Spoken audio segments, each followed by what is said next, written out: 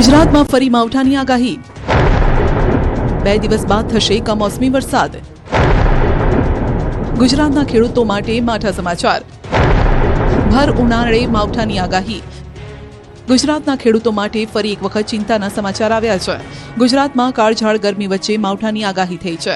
હવામાન વિભાગે આ આગાહી કરી છે। પવનની દિશા સતત બદલાઈ રહી છે, જેના કારણે મહત્તમ તાપમાનમાં વધઘટની સાથે કમોસમી વરસાદની આગાહી કરાઈ છે। ગુજરાતના વાતાવરણમાં પલટો આવશે અને સામાન્યથી મધ્યમ વરસાદ થઈ શકે છે। 31 માર્ચથી 2 એપ્રિલ સુધી માવઠાનો રાઉન્ડ। ગાજવીજ તેજ પવન સાથે માવઠું થશે। 40 કિલોમીટરની ઝડપે પવન ફૂંકાઈ શકે છે। સામાન્યથી મધ્યમ વરસાદ થઈ શકે છે। હવામાન વિભાગના મતે તાપમાન 2 થી 3 ડિગ્રી વધશે, પરંતુ મહારાષ્ટ્ર ઉપર એક ટ્રફ સક્રિય થયું છે, જેના કારણે 31 માર્ચથી 2 એપ્રિલ સુધી ગુજરાતના વાતાવરણમાં પલટો આવશે। તેમજ દક્ષિણ ગુજરાત, ઉત્તર ગુજરાત, સૌરાષ્ટ્રના અમુક જિલ્લામાં થંડરસ્ટોર્મ સાથે સામાન્ય વરસાદ થશે। 31 માર્ચે નર્મદા, તાપીમાં વરસાદની આગાહી। 1 એપ્રિલે વીજળીના કડાકા ભડાકા સાથે તેજ પવન સાથે વરસાદ તૂટી પડશે। 40 કિલોમીટરની ઝડપના પવન સાથે સામાન્યથી મધ્યમ વરસાદ થઈ શકે।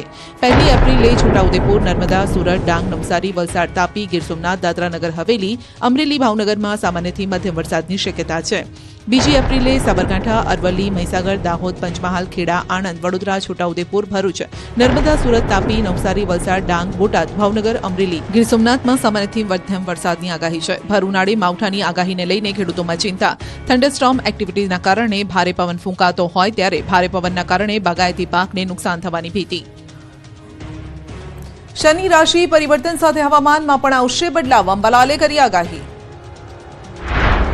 10 એપ્રિલ સુધી ભીષણ ગરમી, 43 ડિગ્રી સાથે મધ્ય ગુજરાત ઉકળી ઉઠશે।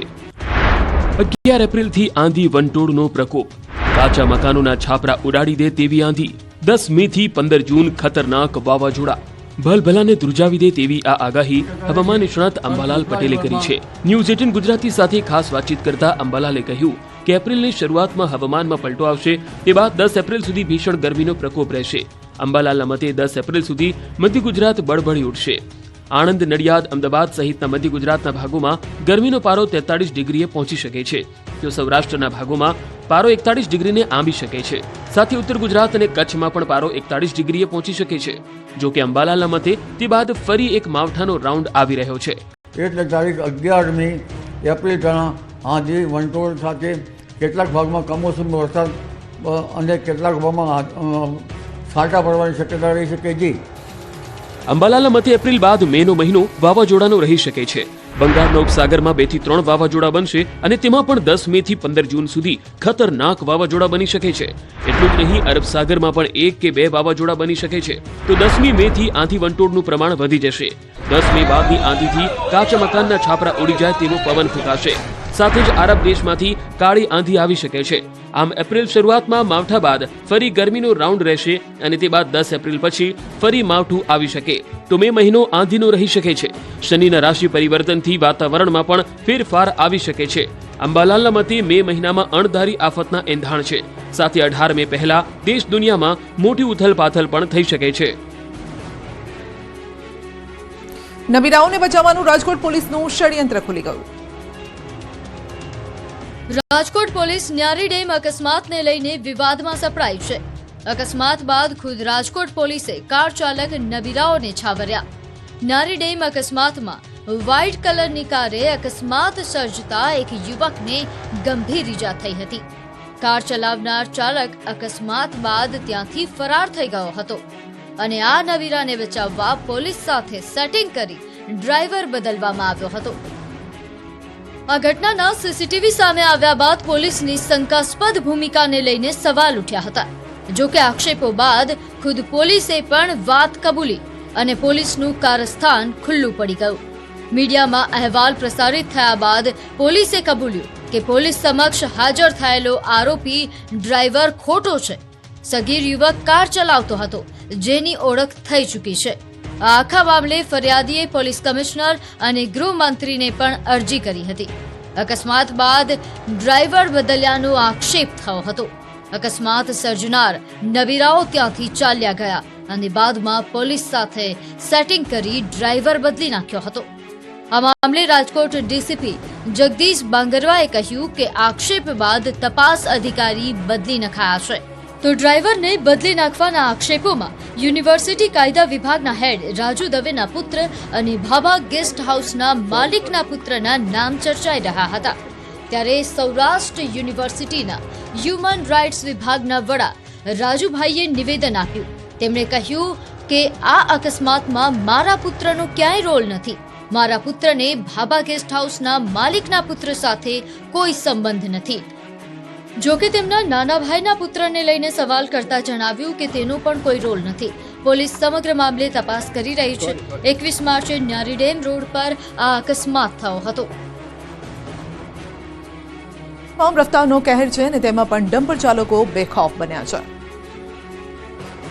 મોટા શહેરોમાં ભારે વાહનોનો કેર છે, તેમાં પણ ડમ્પર ચાલકો બેફામ બન્યા છે. વડોદરામાં ફરી એક વખત બેફામ ડમ્પર ચાલકના ગમખ્વાર અકસ્માતની ઘટના સામે આવી છે. ભલભલાને ધ્રુજાવી દે તેવો આ બનાવ સીસીટીવીમાં કેદ થયો છે. આ અકસ્માતમાં પૂરપાટ ઝડપે જઈ રહેલા ડમ્પરે માતા પુત્રીને અડફેટે લીધા હતા. આ હિટ એન્ડ રનની ઘટનામાં એકનું મોત નીપજ્યું છે. હિટ એન્ડ રનની આ ઘટના વાઘોડિયા માળોદર રોડ પર બની હતી. સીસીટીવીમાં સાફ જોઈ શકાય છે કે સિંગલ રોડ પર 2 થી 3 ડમ્પરો પૂરપાટ દોડી રહ્યા છે. રોડ સિંગલ છે અને સામેથી પણ વાહનો આવી રહ્યા છે. જ્યાં પૂરપાટ ઝડપે આવી રહેલા ડમ્પર ચાલકે એક્ટિવાની અડફેટે લીધી હતી. એક્ટિવા પર જઈ રહેલી માતા પુત્રીને અડફેટે લીધા હતા. ટક્કર એટલી જોરદાર હતી કે એક્ટિવા સહિત માતા પુત્રી રોડ પર ઢસડાયા હતા. આ અકસ્માતમાં માતા પુત્રીને ગંભીર ઈજા પહોંચી હતી, જે બાદ બંનેને હોસ્પિટલ ખસેડવામાં આવ્યા હતા. જો કે સારવાર દરમિયાન 12 વર્ષીય પુત્રી કાવ્યાનું મોત થયું હતું, જ્યારે માતા સારવાર હેઠળ છે. મૃતક કાવ્યાના પિતા દુબઈ રહે છે અને તેના પિતાને આ બનાવની જાણ કરવામાં આવી છે. અકસ્માત બાદ ડમ્પર ચાલક નિષ્ઠુર બનીને ફરાર થઈ ગયો હતો. હાલમાં વાઘોડિયા પોલીસે સીસીટીવીના આધારે ડમ્પર ચાલકની શોધ શરૂ કરી છે. સુરતમાં એક જ દિવસમાં બેઠી હિટ એન્ડ રનનો બનાવ બન્યો, જો કે બંને અકસ્માતમાં આરોપીઓ પકડાઈ ગયા.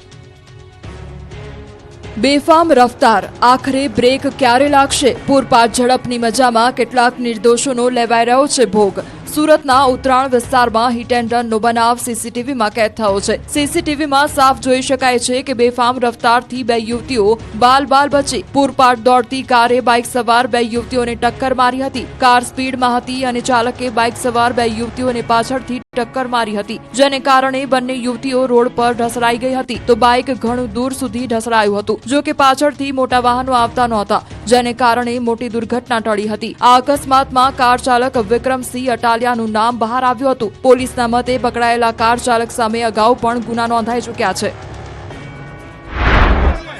આ તરફ શહેરમાં વધુ એક હિટ એન્ડ રનની ઘટના બની. પૂરપાટ ઝડપે આવતા કાર ચાલકે પતિ પત્ની અને બાળકીને અડફેટે લીધા હતા, જે બાદ કાર ચાલક ફરાર થઈ ગયો હતો. જો કે લોકોના ટોળાએ કાર ચાલકને ઝડપી પાડ્યો અને બરોબરનો મેથી પાક ચખાડીને પોલીસને હવાલે કર્યો હતો. અકસ્માતમાં પતિ પત્ની અને બાળકીને ઈજાઓ પહોંચતા હોસ્પિટલ ખસેડવામાં આવ્યો હોવાની માહિતી છે. કાર ચાલક નશાની હાલતમાં હોવાનો સ્થાનિકોનો આરોપ છે. આ મામલે પોલીસે વધુ કાર્યવાહી હાથ ધરી છે. અકસ્માતની આ ઘટનામાં કારના આગળના ભાગોને મોટા પાયે નુકસાન પણ પહોંચ્યું હતું.